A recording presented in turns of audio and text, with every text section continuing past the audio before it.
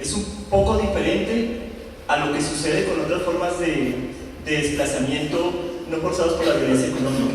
Sin embargo, para la comprensión de lo que está sucediendo en la ciudad, ¿sí?, y la localización, por ejemplo, espacial, que ellos comienzan, que esta población desplazada tiene, va a ser la misma de los empobrecidos que ya existen con anterioridad. Porque ustedes saben muy bien que el patrón de estructuración de la ciudad, especialmente a partir de la década del 30, un patrón que según la escala puede determinarse fácilmente. Es decir, por lo menos dentro del imaginario colectivo y también lo que manejan de los medios de comunicación, la ciudad está partida en dos: un norte rico y un sur pobre. Y fue un proceso de estructuración de la ciudad que se fue construyendo apenas ella, comenzando el siglo XX, cuando apenas superaba más o menos los 100.000 habitantes y se limitaba por los dos ríos que bajan de los cerros de la cordillera oriental, buscando el río Bogotá. En la literatura del siglo XIX aparece que a Bogotá se le llamaba la Mesopotamia de los Andes, porque estaba entre dos ríos, el río San Francisco y el río San Agustín. En ese momento, cuando hacemos mención al siglo XIX, pues claro, también teníamos población que estaba llegando, población empobrecida, y Bogotá era absolutamente empobrecida para la época. Existía un patrón no de segregación norte-sur como existe en la actualidad. Hasta el siglo XIX y comenzando el siglo XX existía algo que en la literatura los investigadores han señalado como una segregación vertical, que guardadas las proporciones uno también podría verlos en la actualidad en muchos barrios populares donde existe ya el conflicto entre población propietaria y arrendataria, pero guardando sus proporciones en el siglo XIX señalamos que esa segregación vertical se daba en estas grandes casonas de la Candelaria, donde en el mismo barrio habitaba la población rica de la época y los más pobres. Todos habitaban en la misma casa. Los propietarios podían estar en los segundos, terceros pisos y la población pobre viviendo en las entradas. Sin embargo, ese patrón comienza a revertirse comienza a cambiar durante el siglo XX y vemos cómo la población de mayores ingresos, sobre todo a partir del 20, comienza a desplazarse constantemente hacia el norte de la ciudad. Ahí tenemos barrios como Teusaquillo, muchos con un estilo inglés hecho para ciertas clases sociales de la época, Chapinero, luego pasamos al Nogal, Chicó, y en la actualidad las clases más ricas siguen yendo hacia el norte. Es posible que ya estén llegando a Tunja. Sin embargo, hay que prestar atención a un proceso, sobre todo de crecimiento de las élites hacia el norte de la ciudad, con ciertas islas de riqueza en algunas partes como Ciudad Salitre, o que se está recuperando como Rosales, o inclusive los procesos de recuperación en el centro que también están provocando procesos de desplazamiento, sobre todo la población arrendataria del centro de la ciudad. Es que hay ciertas élites que están regresando a la ciudad por los costos que derivan en la utilización del vehículo cada vez y las faltas de vías de comunicación cada vez se va hacia el norte. Pero los empobrecidos urbanos comenzaron a irse hacia el sur. Son uno de los primeros barrios y localidades que se comienzan a conformar dentro de ese contexto.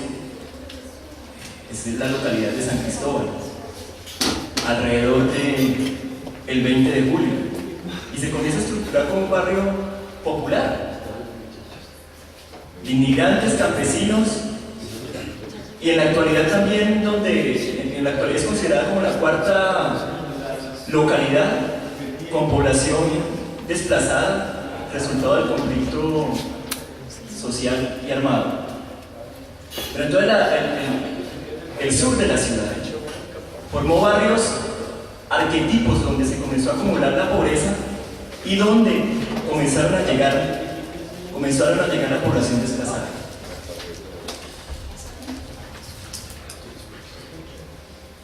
Barrios como San Cristóbal, como se señalaba, Bosa, localidad como Soacha, y el arquetipo de barrio, de localidad pobre y con mayor concentración de población desplazada, el caso particular de Ciudad Bolívar. El año 2002, en una investigación que se realizaba por localidades, señalaba la localización inicial de las familias desplazadas por el conflicto armado en Colombia. Voy aquí a señalar las localidades donde llegaban. En primer lugar aparece Ciudad Bolívar con el 26,2%, Kennedy con 11,5%, Bosa con 10,3%, Usme con 8,4%, Rafael Uribe con 5,4%, San Cristóbal con 5,3%. Aquí he citado 2, 4, 6 localidades de la ciudad y todas están al sur. Ese sur, dentro de esa escala social grande, es considerado como pobre y donde los datos sobre necesidades básicas insatisfechas o sobre acumulación de la pobreza señalan que en verdad allí es donde se encuentra la población con menores recursos de la ciudad.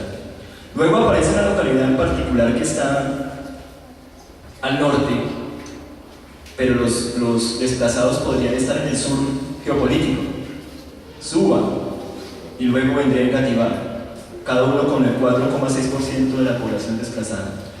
Suba es una localidad bien particular porque al estar al norte permite hablar de una categoría que si uno baja de escala, la segregación urbana ya no aparece en esa mirada macro entre el norte y el sur, sino que comienzan a aparecer procesos de microsegregación espacial. Y ese proceso es claro dentro de la localidad de Suba, donde no solamente hay una montaña que funge como divisoria de aguas, sino que también hay una montaña que se puede convertir en una divisoria social. Un costado que da hacia el oriente, donde hay población de altísimos ingresos, pero si ya volteamos hacia el occidente, Suba, Rincón, Ibaúyes, vemos población de muchos más bajos ingresos y tenemos esos procesos de microsegregación. Es decir, que muy cercano entre el uno y el otro, o sea, en términos de la distancia física, hay una cercanía entre clases sociales diferentes. Sin embargo, en la realidad, ellos nunca se van a mezclar. A pesar de la proximidad física, siempre va a existir esa distancia de carácter social. Eso sucede también en localidades al norte como Usaquén, que recibe población desplazada, sobre todo en los cerros, inclusive población desplazada interna. Las personas que han tenido que salir de Ciudad Bolívar se van hacia la localidad de Usaquén.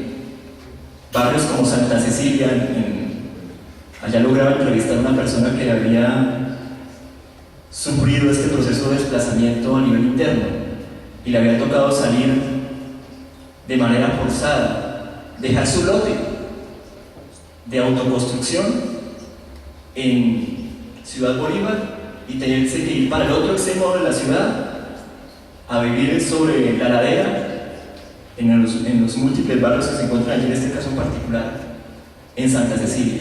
En Chapinero también encontramos esos procesos de microsegregación.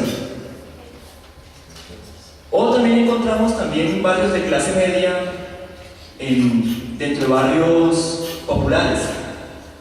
Particularmente esta es una estrategia de las inmobiliarias para comprar suelo barato, construir caro y venderle a las clases medias junto a barrios populares. Eso está, por ejemplo, el ejemplo arquetipo de ese proceso es San Mateo, en la localidad de Soacha. ¿Sí? Y después de San Mateo vienen otra serie de estrategias inmobiliarias de ese tipo, de localización de población de clase media-baja, cercana a barrios populares o barrios empobrecidos, donde se encuentra ese tipo de población desplazada. Porque déjenme decirles que tanto para la población desplazada como para la población, bueno, para todos los tipos de desplazamiento, el factor más preocupante es que lo que viene sucediendo últimamente en la ciudad lo que va a hacer es profundizar esos esquemas de segregación urbana. El futuro no es nada halagador en ese sentido en particular, porque con las reformas neoliberales y con el arribo de un urbanismo neoliberal profundizado durante la década del 90 y que en términos del acceso a la ciudad, o por lo menos en particular el acceso a la vivienda, se privatizó absolutamente todo. Ya eso venía con los procesos de opaquización en la década del 70, que entró en crisis a finales de la década del 90, y con la eliminación de todas las, por lo menos las instituciones financieras del Estado en la década del 90, que le permitían a las personas acceder a una vivienda propia y digna. En ese contexto en particular, entonces, el panorama, y más aún en una ciudad como Bogotá, donde el suelo urbano cada vez es más escaso, y el suelo que se adapta para volverse a construir, donde se hacen planes de renovación urbana, es para permitir que llegue gente de la élite, como lo que está sucediendo en el centro de la ciudad. Inclusive con peligro de expulsión de la población de menores ingresos, por ejemplo, en la localidad de Santa Fe o en el barrio Las Cruces, barrios que dentro de los medios de comunicación también manejan como violentos, pero que hacen también parte de la historia de la ciudad donde vivieron las élites. Recuerden que es allí donde nace el caudillo liberal Jorge Eliezer Gaitán. Es en Teusaquillo donde se reivindica y donde está la casa museo, pero Jorge Eliezer Gaitán, su vivienda o donde él nace, es en la localidad de Santa Fe. Entonces, frente a estas limitaciones de suelo urbano, el panorama no es nada halagador. El gobierno actual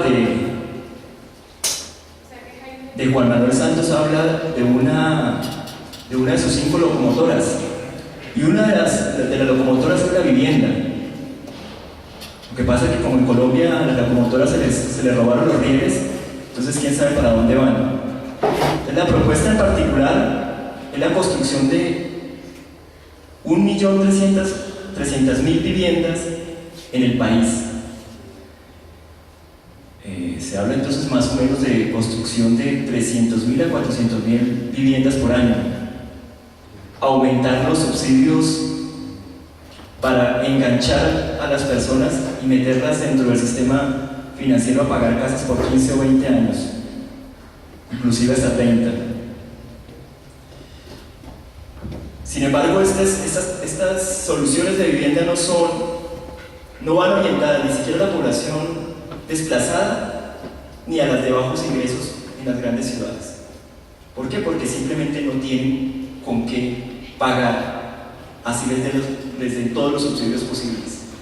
Porque, y eso ya lo tienen claro hasta quienes han entrado en el proceso de opaquización, ahora con el VR, que no es posible pagar las altas cuotas dentro del sistema financiero si usted se encuentra dentro de una economía neoliberal absolutamente flexibilizada, donde no tiene garantías de salarios ni de prestaciones sociales. Y mucha de esa población desplazada se encuentra en ese tipo de condiciones. Es decir, mucha de este tipo de vivienda, ya sea vivienda BIS, vivienda de interés social, o VIP, no es Very Important Person, es vivienda de interés prioritario, una vivienda que no debe superar los 35 millones de